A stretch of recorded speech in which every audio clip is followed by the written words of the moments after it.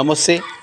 ఈరోజు రైతులకి ఏ విధంగా ఇబ్బందులు పడుతున్నారనే విషయానికి మనం వస్తే మన B5 న్యూస్ నుంచి వెళ్ళి చిన్న సర్వే చేయడం జరిగింది.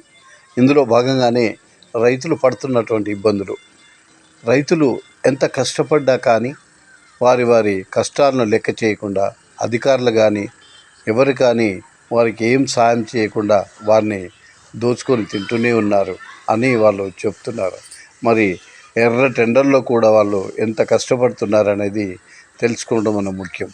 రైతులు పండించిన పంటలే మనం తింటున్నటువంటి అన్నం.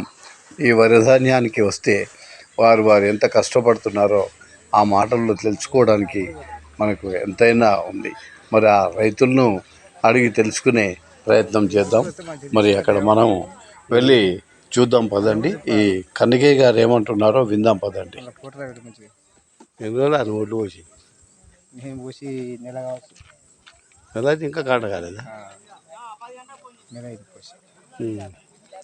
ఎన్ని లారీ ఉన్నాయి ఇప్పటి వరకు 10 పోవచ్చు. 10. ఇప్పుడు ఇంకెన్ని లారీలు అయితే?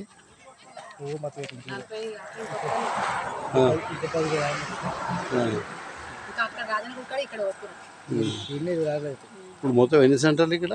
2. మీ ఊర్లో గానుపల్ల. ఇప్పుడు నీ ఎన్ని ఊర్లు అయినాయి? నింపితే 200 అయితే 200 వస్తారా? మరి వచ్చిన కొంచెం పైసలు వస్తున్నాయా? ఇంకా స్టార్ట్ కాలేదు ఇంకా పడతాయి కానీ ఇంకా వాళ్ళే మరి కథ పోతున్నాయి కదా ఆల్రెడీ. పోతున్నాయి కానీ కొంతమందికి పడతానే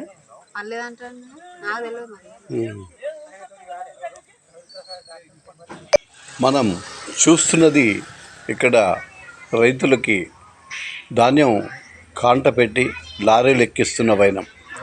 మరి అమాలీల నుండి అర్తి వాళ్లకు మళ్ళా ఈ అందరికి కూడా ఈ రైతులు ఎంత మేలు చేస్తున్నారనేది వీరి పనులలో తెలుసుకుందాం.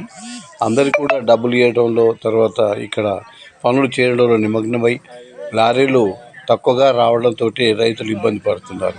ఈ సమస్య తీర్చాలి మరి.